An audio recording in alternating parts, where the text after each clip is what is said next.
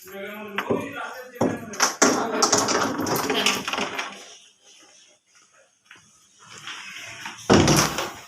Guys, welcome back to my channel. তো তোমরা সবাই কেমন আছো? আশা করি সবাই খুব ভালো আছো। তোমাদের সাথে আমিও ভালো আছি। কিন্তু তোমরা এখন ভাবছো যে আমি রেডি হয়ে তোমাদের সঙ্গে কথা বলছি, আমি কোথায় যাব সেটা তোমাদেরকে অবশ্যই বলবো। ততক্ষণ তোমরা সাথে থাকো, দেখতে থাকো। আমি তোমাদেরকে সব কিছুই খুলে বলবো, কারণ এখন একদম সময় নেই সত্যি কথা বলতে গেলে, বলতে পারবো না। তো সাথে থাকো, বলছি তোমাদেরকে সব কিছুই বলছি বুঝিয়ে। তো সবাই বেরিয়ে পড়েছে ব্যাগ নিয়ে। তো আমরা কোথায় যাচ্ছি, কী করছি সব কিছু বলছি। তো গাইজ, আমি বলছিলাম যে আমরা যাচ্ছি হলো গোলাঘাটে। গোলাঘাটে হলো আমার বোনের বিয়ে। তো দেখো, মানুষের জীবনে সুখ দুঃখ সব কিছুই আসে, টাকা পয়সা অভাব অনটন সবারই আসে। জীবনটা এমন নয় যে সবার সব কিছু সম্পূর্ণ আছে। কিন্তু দেখতেই পাচ্ছ আমি কীভাবে মানে বেরিয়ে এসেছি।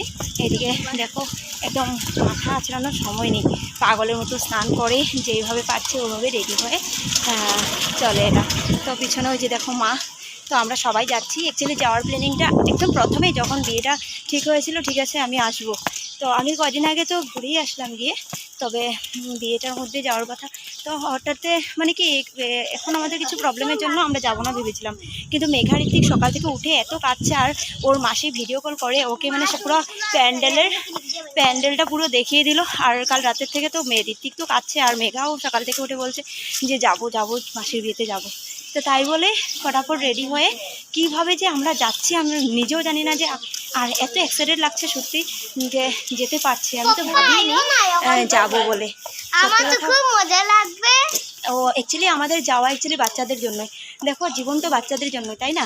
আর এখন যদি না যেতে পারি, আমারও অ্যাকচুয়ালি খারাপ লাগবে, আর ওদেরও খারাপ লাগবে। আর এদিকে মা তো বলছিল হ্যাঁ ওর বিয়েতে যাব, আমার বোনের বিয়েতে যাবে ভেবেছিল। তো তাই বলে আমরা মানে যা হবে দেখা যাবে পরেরটা পরে, আগে গিয়ে আসি। কারণ বিয়েটা তো জীবনে একবারই আসে, বারবার আসে না। তবে এই আমার বোনের একটা লাস্ট বিয়ে, এই বিয়ে যদি মিস করে ফেলি তাহলে আর জীবনে মানে কোনো কিছুই আর বলার নেই, তোমরা তো বুঝতেই পারছো।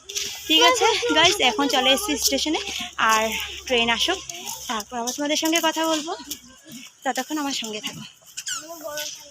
স্টেশনে আসার পর দেখো কিভাবে বৃষ্টি আসছে। তো বৃষ্টিতে এদিকে ভিজে যাচ্ছে, এদিকে মোবাইলটা আমার ভিজে যাচ্ছে, তোমাদের সঙ্গে কথা বলা হবে না। তো ট্রেনটা এখনও আসতে কমসে কম 10 মিনিট টাইম আছে মনে হয়। আর এই টাইমের মধ্যে দেখো কত জোরে বৃষ্টি আসছে, আর আমরা ভিজে যাচ্ছি। দেখো সবাই, এদিকে ব্যাগ ট্যাগগুলো ভিজে যাবে। কি যে হচ্ছে জানি না। যাওয়ার তো প্ল্যানিং ছিল না, আর হঠাৎ বেরোলাম, কার অভিশাপ লেগে গেল ভগবান জানে একমাত্র।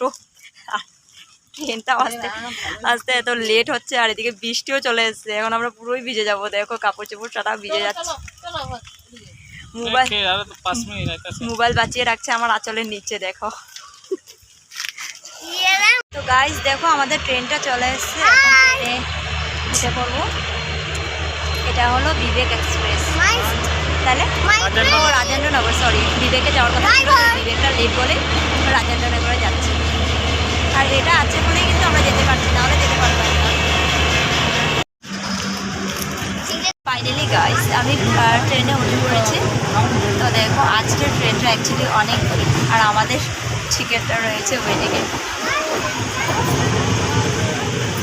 তো চলো দেখতে থাকো, যতদূর পারি ততদূর তোমাদের সঙ্গে শেয়ার করবো, আর সাথে থাকবো, দেখতে থাকবো। হলো গোলাঘাট। তো আজকে লেট হয়ে গেল, অনেক লেট হয়েছে। লেট করতে তো 12টা সাড়ে 12টার সময় ছেড়েছে, আর তো অনেকটাই লেট হয়েছে। তো পৌঁছে গেলাম গোলাঘাট। তো গোলাঘাট এখনও পৌঁছিনি, তো ফরগাটিংয়ে আছি এখন। তো চলো আমি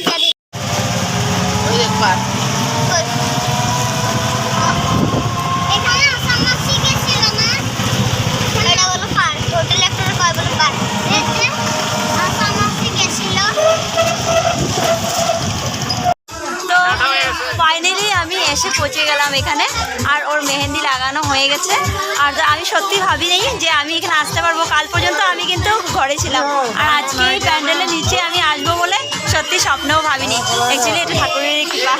তো যাই হোক, সবাই সাথে থাকো আর দেখতে থাকো। আজকে ভিডিওটা এখানে শেষ করবো।